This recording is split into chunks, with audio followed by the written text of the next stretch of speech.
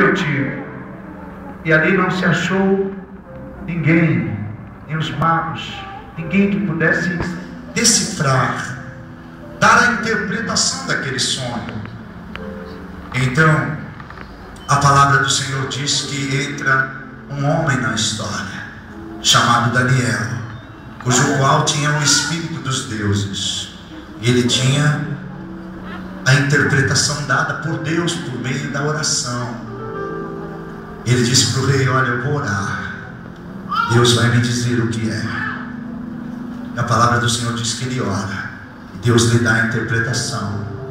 Queridos, é verdade que se a Bíblia fosse um livrinho qualquer, então nós já teríamos percebido que a Bíblia seria uma farsa.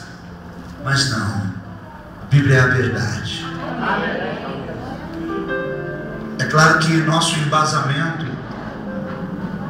não é metodológico, nem hipotético, nem teórico.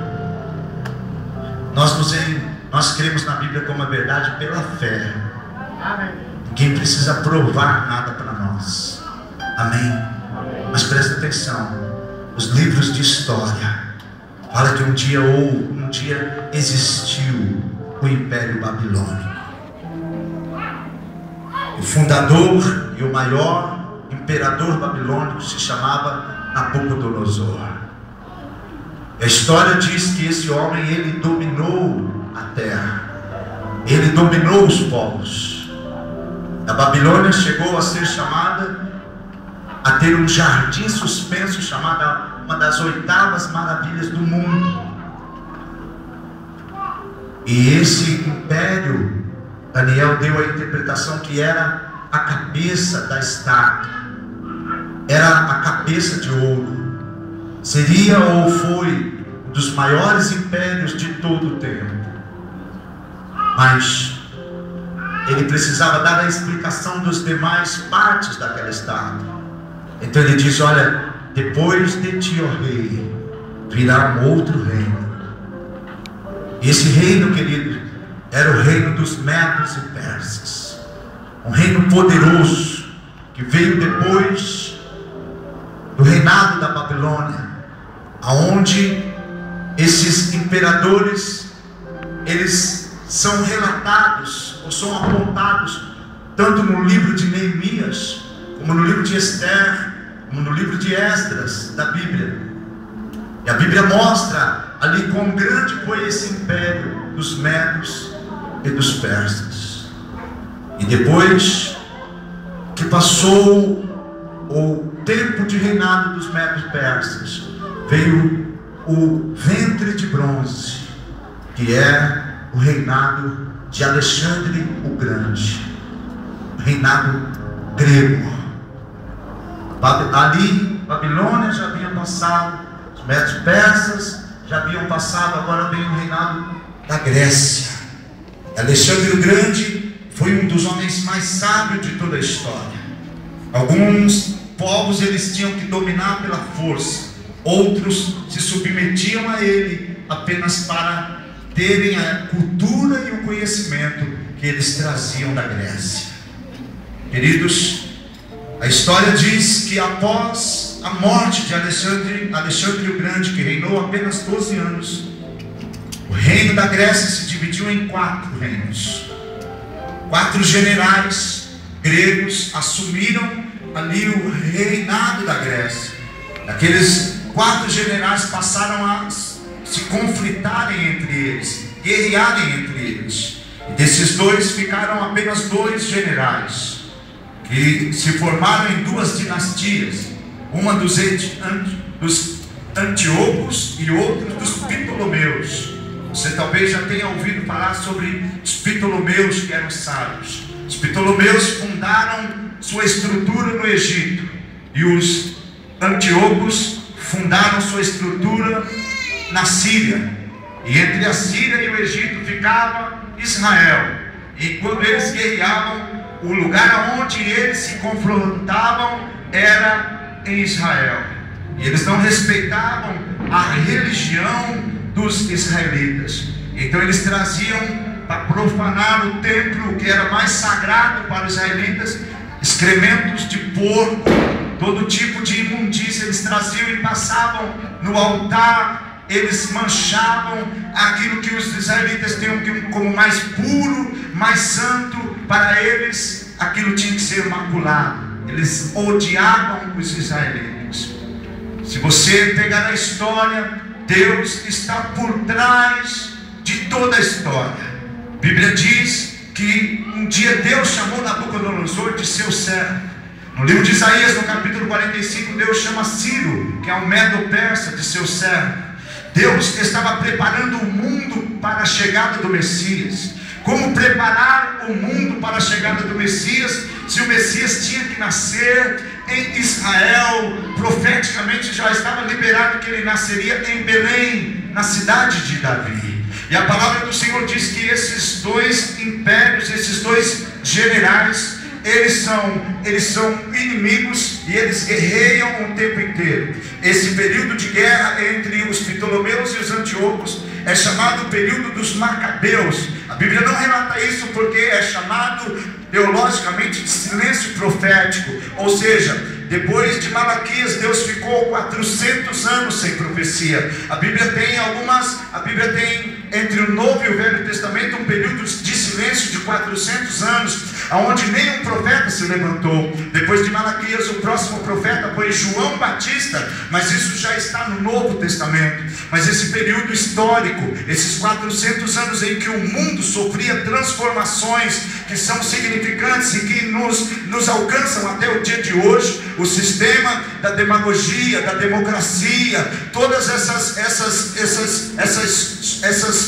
sociedades que existem hoje têm embasamento nesse período da Grécia. A Grécia, ela influenciou todo o mundo com a sua oratória, com a sua homilética, com tantos conhecimentos que são aproveitados até o dia de hoje. E vejam, senhoras e senhores, que não bastante, enquanto esses dois homens eles estavam se confrontando, Roma era uma cidade em plena ascensão, porque Roma não foi uma cidade que cresceu por seus cidadãos locais. Não, Roma, todos os cidadãos importantes do mundo inteiro queriam morar em Roma. E Roma era uma cidade onde os sábios, os filósofos, os inteligentes, eles ali compravam a cidadania romana. O próprio apóstolo Paulo tinha cidadania romana, apesar de haver nascido em Israel. Todos os grandes homens do mundo daquela época queriam ter cidadania romana.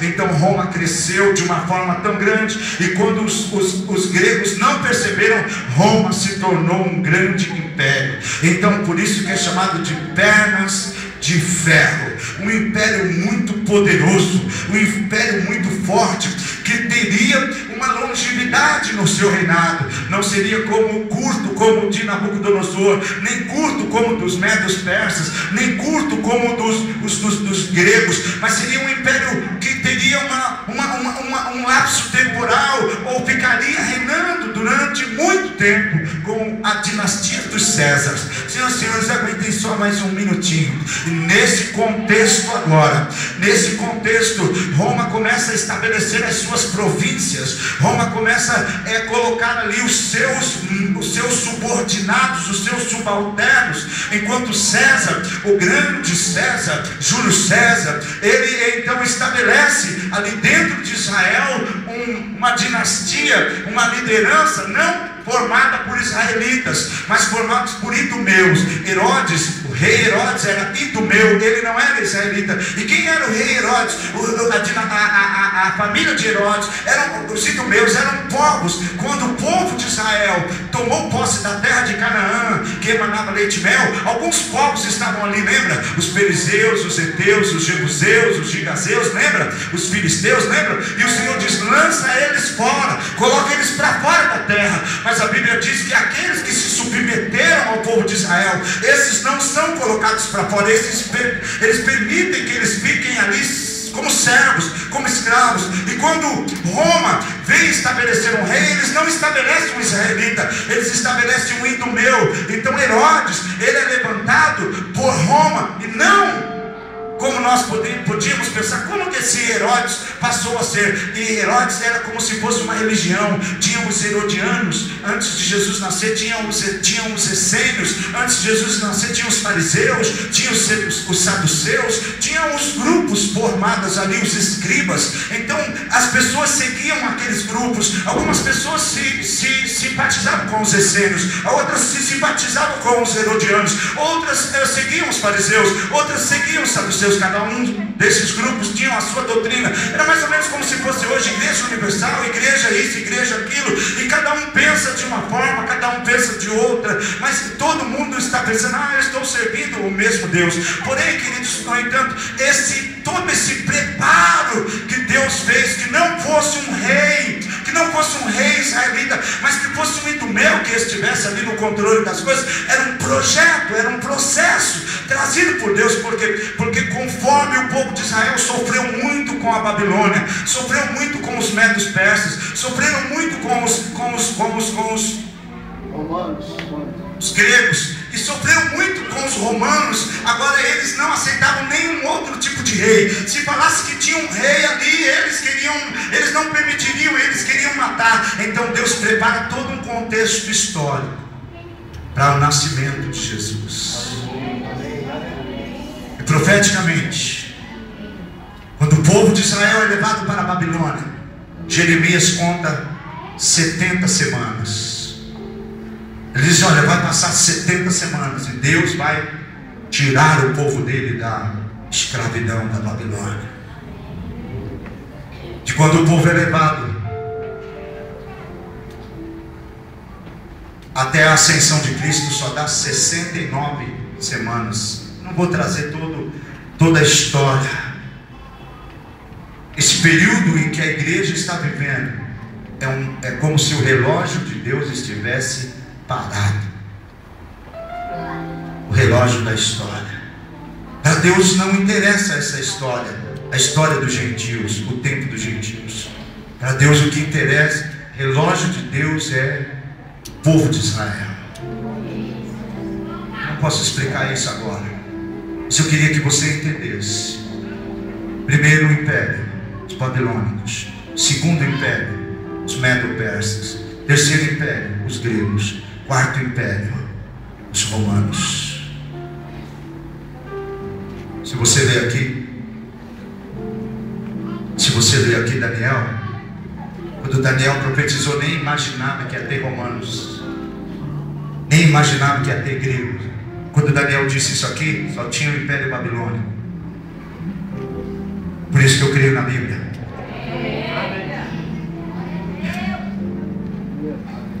Só que se a história parasse no Império Romano, não, ele disse, olha, versículo 44, aliás, mas nos dias desses reis, o Deus do céu levantará um reino que não será jamais destruído. Para aí só um pouquinho.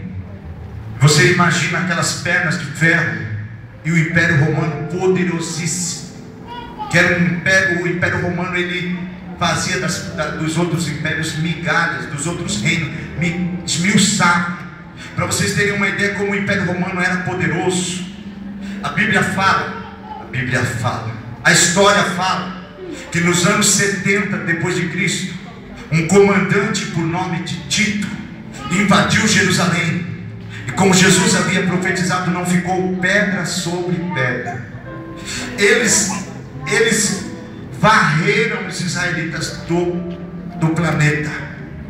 Os israelitas se espalharam para tudo quanto é lugar, mas ali onde eles moravam, não ficou pedra sobre. Eles acabaram com tudo. Sabe quando os israelitas puderam voltar, e Israel pode voltar a ser Estado? Em 1948. Veja, 70 depois de Cristo, e eles só puderam voltar a ser Estado em 1948, agora, no século 20. Aleluias. A Bíblia é verdade. E um dia, Jesus Cristo era profecia. Um dia, isso aqui, um dia foi escatológico. Aleluia. O que é escatológico? a história dos últimos acontecimentos. Deus passou, Daniel, vai acontecer.